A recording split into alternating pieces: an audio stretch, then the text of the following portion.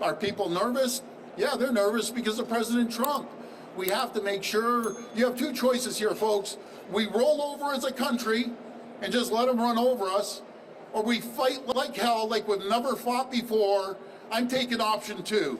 I'm fighting like hell, and we're going to protect Canada. He's underestimating the Canadian people, the resilience of the Canadian people, and the strength of the Canadian people. I said, number 1, I don't start a tariff war, but we're going to win this tariff war.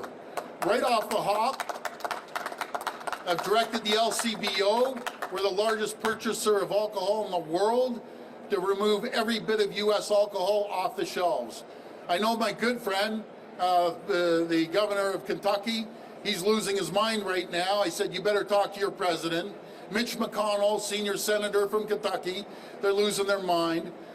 We purchase over $1 billion of alcohol, 3,600 products, 35 states. It's going to hit them. We would call them the kitchen table issues. Then we're going to cancel Starlinks right away from Elon Musk. Not that $100 million makes a difference for him, but it's principle. I've directed the procurement of over $30 billion of goods not to go to the U.S., to make sure we buy Ontario first.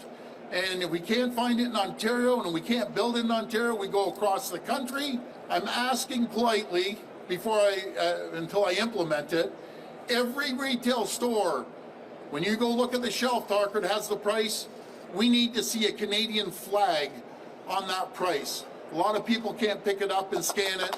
So please work with us, or we're going to legislate it. I'll tell you this.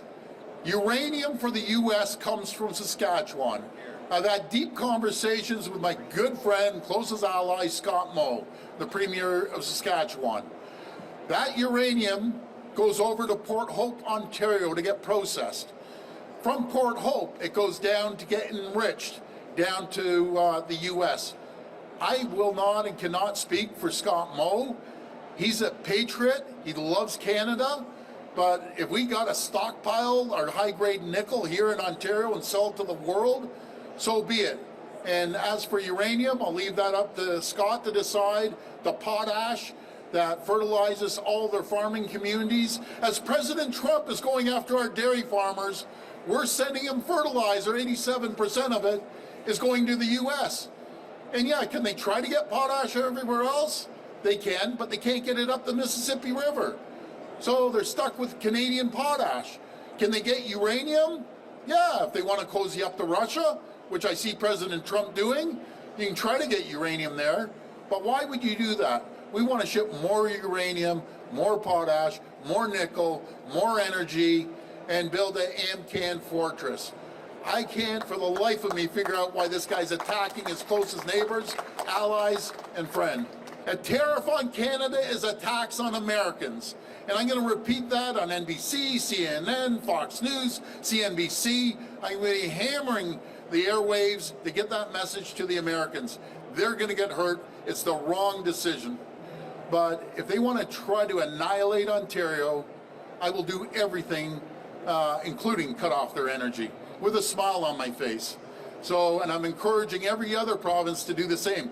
Quebec, Manitoba, BC, we all have to act in unison. Out east, they rely on our energy. They need to feel the pain.